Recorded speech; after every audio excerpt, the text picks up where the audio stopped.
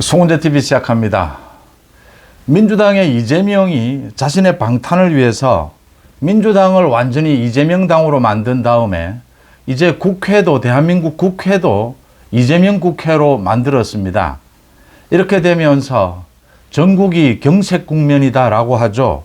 어떤 형태의 대화나 협치가 불가능하게 됐습니다. 이제는 이재명과 민주당도 이판사판으로 달리는 것이고, 국민의힘도 이걸 저지하기 위해서 어떤 수단을 가리지 않고 이제는 이걸 저지할 수 있는 최대한의 방법을 모색해야 되는 이런 상황이 됐습니다. 이게 이재명에 대한 사법 처리, 이게 앞으로 1년 이상 계속될 것이다. 이런 정국에서 가장 중요한 것이 저는 세 가지로 봅니다. 하나는 이재명에 대해서 지난주에 이재명의 대북 송금 관련해서 신진우 부장판사가 이화영 1심 판결에서 이재명의 혐의 부분을 명백하게 밝히면서 이화영에 대해서 중형 9년 6개월을 선고를 했습니다. 이게 정말 이재명에 대해서 우리 사법부의 태도를 180도로 바꾸는, 지금까지 이재명에 대해서 우리 사법부가 유창훈 부장판사에 의해서 혐의는 있는데 구속할 필요는 있느냐, 이게 지금까지의 우리 사법부의 태도였다면, 지난주를 계기로 해서 이제는 이재명의 경우에 혐의가 있다면 야당 대표이기 때문에 오히려 더 구속해야 한다. 구속 재판해야 한다. 야당 대표로서 방탄 행위를 하고 있고 사법 방해를 하고 있다. 그렇다면 야당 대표이기 때문에 더욱 구속해야 한다. 이렇게 180도로 바뀌는 계기가 되었다. 이게 하나가 있고요. 또 하나는 문재인과 문재인 가족 김정숙과 문다혜입니다. 이 검찰 수사에 의해서 문다혜, 김정숙, 문재인 검찰 소환이 이루어지게 되면 전국이 급변하게 될 것이다. 전직 대통령과 가족에 대해서 이제 이 본격적인 적폐 수사가 시작이 되면 전국의 분위기는 완전히 뒤집어질 것이다 라고 하는 것입니다.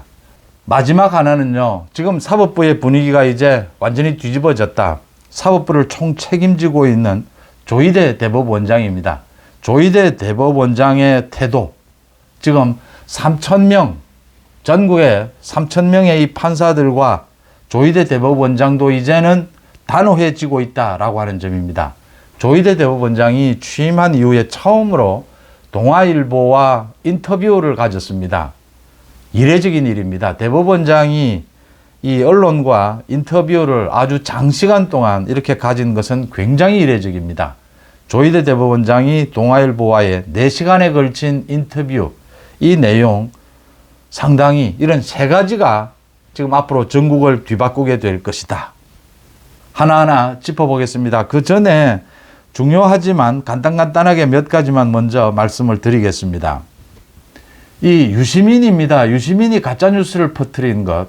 한동훈이 자신 이제 노무현 계좌를 들여다봤다, 사찰을 했다. 지난 2020년에 이런 주장을 했습니다. 가짜뉴스죠. 가짜뉴스인데 유시민은 계속해서 오보였다, 의혹을 제기한 것이었다, 이렇게 주장해 왔습니다. 3년 재판을 질질 끌다가 오늘 조금 전에 이제 대법원에서 확정 판결이 나왔습니다. 벌금 500만 원입니다. 나라를 뒤흔들었고 윤석열 검찰총장, 한동훈, 이렇게 검찰을 뒤집어 놓았던 이 사건이 벌금 500만 원입니다. 명예훼손이 인정되고 죄질이 나쁘다라고 했습니다. 죄질이 나쁜데도 벌금이 500만 원입니다. 지금 서울중앙지검에서 지난 대통령 선거 때 김만배에 의한 그 가짜뉴스, 그걸 보도한 곳이 뉴스탑하고 MBC입니다. 소환해서 조사하고 있습니다. 그런데 모두 오보였다라고 주장합니다. 가짜뉴스가 아니다라는 겁니다. 우리는 가짜뉴스에 대해서 처벌하는 규정이 없습니다. 명예훼손입니다. 300만 원 벌금, 500만 원 벌금. 유시민에 대해서 500만 원 벌금형이 떨어졌습니다. 법에는 명예훼손을 하면 5년 이하의 징역, 5천만 원 이하의 벌금, 이 형사상 민사상으로 또 손해배상을 청구할 수 있습니다. 형사상으로도 5년 이하의 징역형에 처할 수도 있습니다. 그런데 대부분 벌금형입니다. 겁을 내지를 않습니다. 유시민이 오히려 큰소리칩니다. 김어준이 오히려 큰소리칩니다. 뉴스타파, MBC 오보였다 취재를 했는데 이게 오보였는데 왜 가짜뉴스로 몰아가느냐. 이걸 검찰이 나서서 수사를 하게 되면 언론 자유를 침해한다라고 이야기를 합니다. 기가 찬 일입니다. 지난 4년 동안 우리 검찰권, 우리나라를 뒤흔들었던 유시민의 이 가짜뉴스에 대해서 500만 원 벌금형입니다. 대통령 선거 때 가짜뉴스를 퍼뜨렸는데 많은 언론에서, 그래서 대통령 선거 자체, 선거 결과에까지 영향을 미쳤습니다. 그런데 아마 유시민의 경우처럼 벌금형 때릴 수 있을 겁니다. 그렇게 하지 않기 위해서 지금 중앙지검에서 철저히 수사하고 있는데 이게 법률 미비로 그렇게 처벌하기는 쉽지 않습니다. 그 부분 짚어두고요. 가짜뉴스입니다. 거짓말인 걸 알고 의도적으로 퍼뜨린 겁니다. 가짜뉴스 지금도 좌파 언론들에 의해서 계속 퍼뜨리고 있습니다. 좌파, 우파 쪽에서도 그런 경우가 좀 있는데 이 선거나 아주 악용을 하는 것은 좌파 쪽이 거의 대부분입니다. 그 다음 이재명이 오늘 최고위원회의에서 이화영이 바보냐, 북한에 현금을 주면 이게 북한 제재 위반이고 유엔 그 제재 위반이고 현행법에도 위반된다는 걸 아는데 이화영이 왜 이렇게 북한에 현금을 보냈겠느냐. 검찰이 조작하고 있다. 또 그걸 이 신진우 부장판사가 받아들인 것이다. 이화영이 바보냐라고 했습니다. 제가 계속해서 여러 번 신진우 부장판사가 바보냐, 검찰이 조작했으면 그걸 신진우 부장판사가 몰랐겠느냐. 신진우 부장판사가 바보가 아니기 때문에 다 검찰의 주장, 피의자 측 주장, 이화영의 주장을 다 들여다보고 지난 2년 가까이 정밀하게 들여다본 다음에 결론을 내린 것이다. 대한민국의 판사들, 지금 이재명 주변에 많은 재판, 유죄 판결이 나오고 있는데 검찰의 조작이 아니라 판사들이 현명하기 때문에 정확한 판결을 내린 것이다. 유창훈을 제외하고. 이렇게 자주 말씀을 드렸는데 이재명이 오늘 이화영이 바보냐라고 하면서 자신은 혐의가 없다 또 주장을 했습니다. 이재명의 각종 혐의들이 모두 이런 식입니다. 되돌아보시면요. 이재명은 대장동의 이 범죄를 저지를 때부터 이게 법적으로 문제가 되면 어떻게 빠져나가야지라고 계산하고 이 범죄를 저지른 의혹이 짙습니다. 이게 그러니까 성남의 발전을 위해서 그리고 굉장히 여러 가지의 환수 작업을 거쳤다. 또 자기와는 선을 긋는 이런 작업들을 합니다. 백현동 마찬가지고요. 성남FC 마찬가지입니다. 이렇게 성남FC처럼 제3자 뇌물인데 자기는 돈 한 푼도 챙기지 않았다. 정치적인 이익을 챙긴 것이죠. 자기 주변으로 이제 이익을 챙긴 것이죠. 그런데 대장동, 백현동, 성남FC, 지금 문제가 되고 있는 정자동 호텔 다 마찬가지입니다. 위정교사 마찬가지입니다. 이재명의 지난 20년간의 각종 이 범죄 혐의의 특징은 이재명은 법꾸라지답게 이게 문제가 됐을 경우에 어떻게 빠져나가야지라는 걸 계산합니다. 대북선거 마찬가지입니다. 북한에서 원했습니다. 이재명이 방북하고 싶으면 대가를 내놔라. 그래서 쌀 10만 톤을 원했습니다. 경기도 의회에서 노라고 했습니다. 그러니까 이재명이 방법을 찾은 것입니다. 쌍방울을 통해서 돈을 보내되 쌍방울의 대북 사업을 위해서 보낸 것처럼 하자. 그러면 자기는 빠져나갈 수 있을 것이다. 빠져나가지 못하는 겁니다. 김성태가 다 풀었고 이화영, 국정원, 경기도 자료에 모두 남아있는 것입니다. 그래서 신진우 부장판사가 결론을 내린 것이죠. 지금 제3자 뇌물 관련해서는 이화영을 드러내고 그 자리에 이재명 이름을 박으면 그대로 모든 혐의가 신진우 부장판사의 판결문에서 확인이 된 것입니다. 이런 식입니다. 이재명이 자신이 법꾸라지로 범죄를 저지를 때부터 빠져나갈 구멍을 생각하고 반대 방탄 논리를 생각하지 못한 부분이 있다면 결정적으로 그건 이재명 부부의 법인카드일 겁니다. 이 정치인 비리자들 권력 비리 혐의에 있어서 가족의 비리 의혹에 대해서는 이게 통제를 채 못하는 부분들이 있습니다.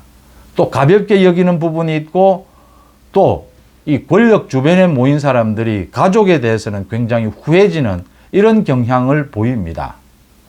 이재명의 법인카드 비리 곧 이제 이번 달 안으로 수원지검에서 기소를 합니다.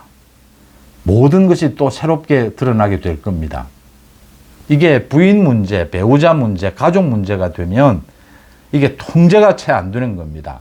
거기다가 뭐 그런 정도는 뭐 하고 넘어가게 되고 경기도의 당시의 공무원들 김혜경과 관계되는 것은 아마 이재명 모르게도 퍼주는 이런 식이 되었을 겁니다.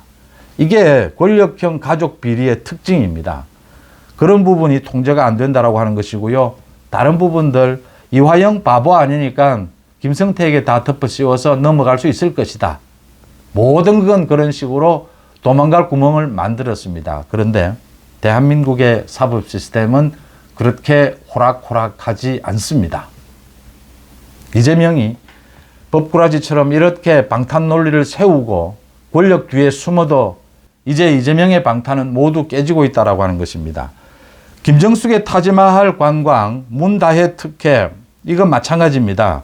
문재인의 가족에 대한 부분입니다. 이게 문재인이 전부 통제하고 정밀하게 이걸 관리하지 못했다라는 게 속속 드러나고 있습니다.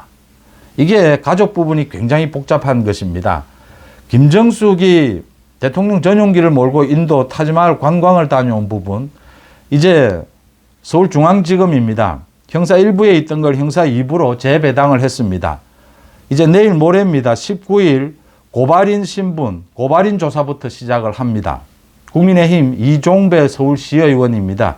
고발인 조사하고 난 다음에는 문체부 관계자들, 공무원들, 그 다음 청와대 직원들, 그 다음 김정숙에 대한 소환 이렇게 잇따르게 될 겁니다. 김정숙 관련해서는 이 이종배 시의원이 이것만 고발한 게 아니고 다른 게 또 여러 가지가 있습니다. 김정숙이 명품 재킷을 받았던 부분, 또 청와대 경호원에게 수영 강습을 1년 동안 받았던 부분, 이런 것들도 모두 고발이 되어 있습니다. 이런 고발에 대해서도 고발인 조사 이번에 모두 해서 이제 김정숙 소환을 한다라고 하는 것입니다. 문재인과 문재인 가족이 소환이 되면 이건 전국에 큰 반향을 불러일으키게 될 것이다. 전주지검에서 하고 있는 그 문다혜 특혜에 대한 그 수사, 이것도 이제 거의 막바지입니다. 그래서 거의 소환이 다 됐습니다. 관계자들, 당시에 청와대 인물들까지 문다혜 소환이 임박했다. 이것도 핵심은 김정숙입니다. 그리고 마지막에는 문재인이 있습니다. 문재인 소환할 거리는 뭐 한두 가지가 아닙니다. 문재인 가족에 대해서 이제 본격적으로 검찰 소환이 일어나고 있다. 이게 정치권에 큰 영향을 미치게 될 것이다 라고 하는 점이고요. 그 다음 조희대 대법원장입니다. 조희대 대법원장이 동아일보와 4시간에 걸쳐서 굉장히 이례적입니다. 이게 대법원장이 취임한 이후에 처음 있는 일입니다. 조희대 대법원장이 인터뷰를 통해서 여러 가지를 밝혔습니다. 뭐 이런 내용들입니다. 주요 내용만 말씀을 드리겠습니다. 지금 뭐 조희대 대법원장에 대해서 많은 관심이 쏠리고 있지 않습니까? 법원은, 판사는 칼도 없고 지갑도 없다 이런 이야기를 하는데 잘못된 말이다. 어느 칼이, 어느 지갑이, 지갑은 돈을 이야기하는 것이죠. 어느 칼, 정치 권력을 이야기하는 것이죠. 사법부에 복종하지 않는 칼, 지갑이 있느냐. 정치 권력, 돈, 사법부에 다 복종을 한다. 대기업 마찬가지다. 이 이야기를 했습니다. 조희대 대법원장이 또 사법부는 민주주의와 법치주의 최후의 보루다. 막강한 권한을 가진 법관들이 나약해지거나 좌고우면하지 말고 법과 원칙에 따라 재판해야 된다라고 강조했습니다. 이 대목에서 조희대가 왜 이례적으로 동아일보와 인터뷰를 했고 이런 점을 강조하고 있느냐라는 걸 새겨볼 필요가 있습니다. 정말 최근 들어서 민감한 사건들이 사법부로 밀려들고 있다. 미국도 도널드 트럼프 전 대통령이 형사재판을 받고 있어서 유죄 판결이 났다. 유죄 평결이 났다. 그래서 나라가 두 쪽으로 나뉘어져 한쪽에서는 재판을 잘한다라고 하고 다른 한쪽은 아니라고 한다. 우리나라도 똑같지 않나. 바람직하지는 않지만 법과 원칙에 따라 재판할 수밖에 없다라고 했습니다. 법관들에게 나약해지지 말고 좌고우면하지 말고 법과 원칙에 따라서 재판을 해야 된다라는 걸 강조를 했고요. 또 사법부가 국민들의 신뢰를 얻기 위해서는 판결의 일관성을 가져야 한다. 국민들의 공감대를 얻어야 한다라고 했습니다. 판결의 일관성. 이 판사한테 가면 이런 판결이 나오고 저 판사한테 가면 전혀 다른 판결이 나오면 이게 신뢰를 얻을 수 있겠습니까? 법은 상식 가운데, 국민들의 상식 가운데 꼭 중요한 것을 이렇게 법전으로 만들어 놓은 것이죠. 꼭 필요한 것은. 국민들의 상식에 어긋나는 그 법, 그걸 국민들이 공감할 수 있겠습니까? 지금 조희대가 이 이야기를 하고 있는 것입니다.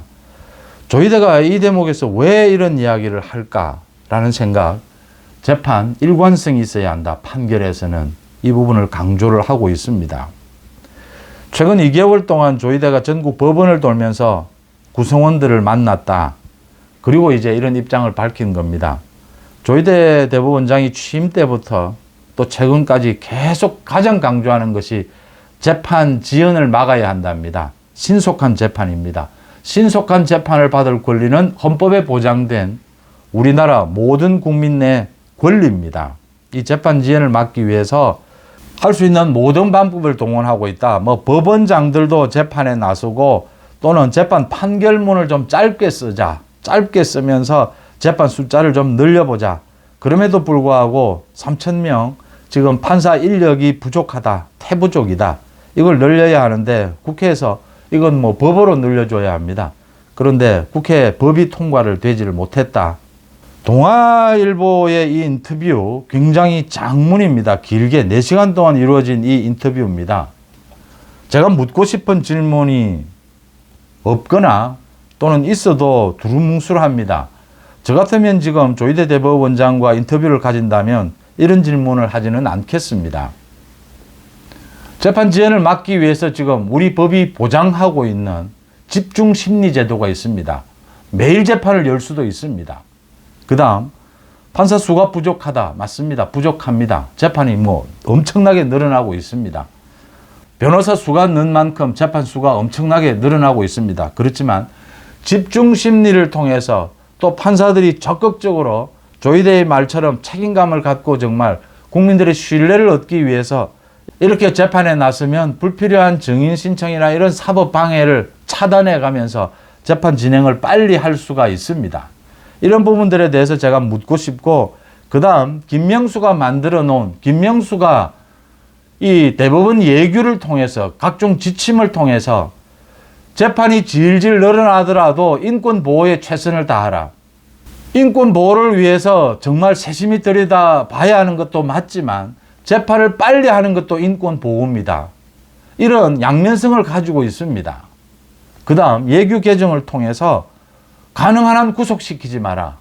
그러니까 지금 대법원의 판사들이 정치사범 경우에 가능하면 구속시키지 말자. 가능하면 판결 내리기도 부담스럽다. 이런 분위기입니다. 이런 부분에 대해서 어떤 대책이 있는지 좀 이렇게 야무지게 저는 질문을 했을 것 같은데, 어쨌든 조희대가 두루뭉술하지만 정말 꼭 필요한 말들을 했습니다. 판사들이 나약해지거나 좌고우면하지 말고 법과 원칙에 따라서 일관성 있게 판결을 해야 한다. 대한민국에서 지금 어느 돈이, 재력이, 어떤 권력이 판사에게 복종하지 않는 권력, 돈이 있느냐.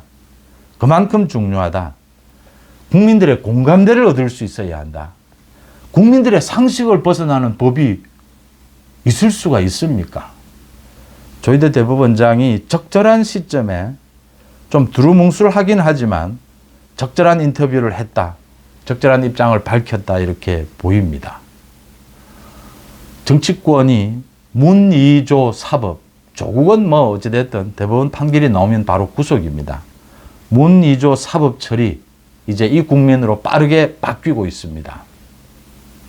다행스러운 일이다 이렇게 봅니다. 송은재 TV 마칩니다. 고맙습니다.